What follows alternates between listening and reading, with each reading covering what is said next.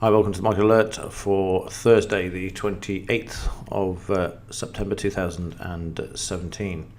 So yesterday, just before we get into everything, I was watching the weekly interview with Greg Hunter. He was interviewing a chap called Gordon Lang, and he was talking about the markets in delusional phase. And to back up what he was saying, he had this chart available for those that were watching as well. And this is where we are in the current cycle, and this is why I keep going on about why they want the market up. I haven't got anything as graphical as this, so it's just absolutely perfect to back up what I've been saying for the last 6 months since Trump came in. The general public are now buying the market, or have been since Trump came in.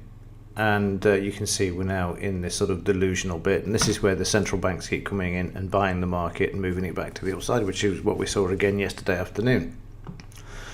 So we've got this sort of four phases. We start off with the stealth phase, where the smart money's in the market. This is after 2003, 2008.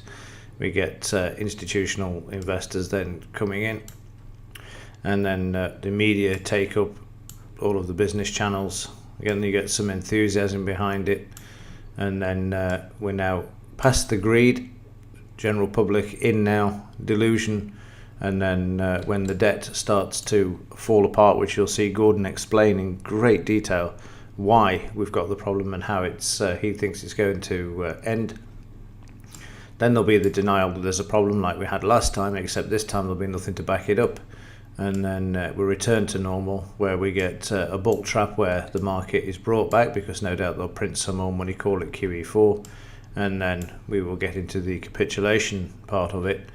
And eventually we hit despair, general public sells out, blow off phase, and it will return to the mean. So I would highly recommend this interview with Gordon Long. It's the first time I've actually seen this chap interviewed by Greg. He has interviews that are available every Monday and Wednesday morning, and well worth watching. But a very, very good interview, which is why I'm saying have a look. Normally I wouldn't do this, but it just backs up exactly what I've been saying for the last 6 to 8 months since Trump came in, that it's the general public and the Federal Reserve that are holding the market on the highs. Right, let's move on to yesterday. This is the live recording of the pound. There was sideways, there was a buy signal that wasn't filled, which is a shame because the market moved higher. We then had a sell signal that wasn't filled and the market moved lower, but not enough. And obviously by 2:30 it was time to switch over to the Dow market moving higher. We got that situation again, which I've spoken of. Market moves higher first and then moves lower. So now we go through the scalp. I didn't trail the scalp on this one because we've got the crude oil inventories out at 3:30. I think that comes out. Sometimes it's 4, sometimes it's 3:30. So we see this trade end, and then we get a second sell signal that comes in, and this moves lower. But the only problem is we've got the support here, and the market fails to go down to it. So again, if you look back at the pattern of the last few days, 2 sell signals, market finds support, moves back to the upside. Just go back and have a look. So there's this new pattern. Start off moving higher, move lower with 2 sell signals, then the market finds support and then reverses and moves higher. So we see the buy signal then come in. That takes the 20 points off this trade, with a loser as the market reverses there. We know they want the market on the highs, and after watching the interview with Gordon Long yesterday morning, it was worth just sitting there and seeing how they were going to bring the market back. Plus we had Brainard speaking later on, and the market eventually gets back above the entry price. Brainard comes out, enough to move the market. Now you can see trailing the stop up, drew in the high from across here where the market failed to hold and move lower, and you can see that. So it's just a case of using that, see if the market would get there, and then we'll see moving the stop up. It didn't, and then the market comes back and hits the stop. Right, just get that there. There you go. So for 49 points on the trade there, just to finish off the day. Let's have a quick look at, this is the Dow daily. We can see what's going on here. We come to annotations and the fib retracement from the high down to the low. They're struggling with the 76% retracement.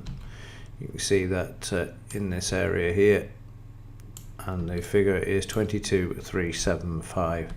So watch the Dow at this level. It needs to break it in order to move higher. News wise today, what have we got? Carney speaking today, and Fisher is speaking as well.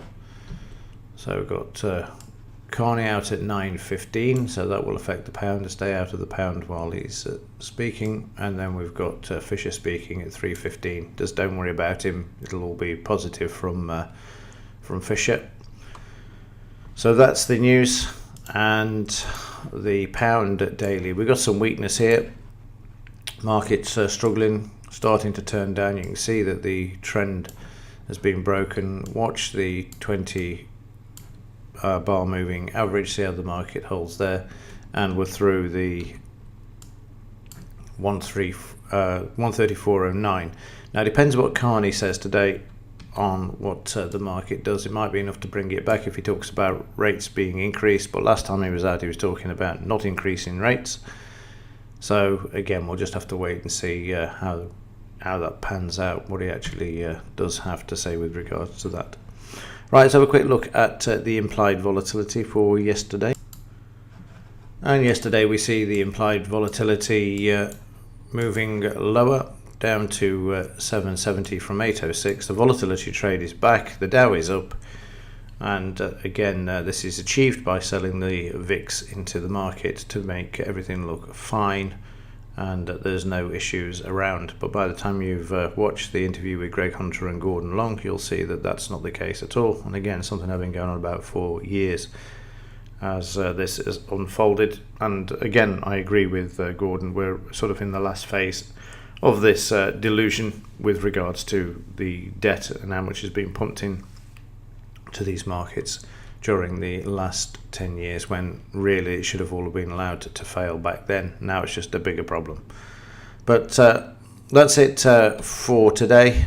Like I say, if you get half an hour free, make yourself a hot beverage, sit down, put your feet on the desk and have a look at it, because it's well worth certainly viewing, that's for sure.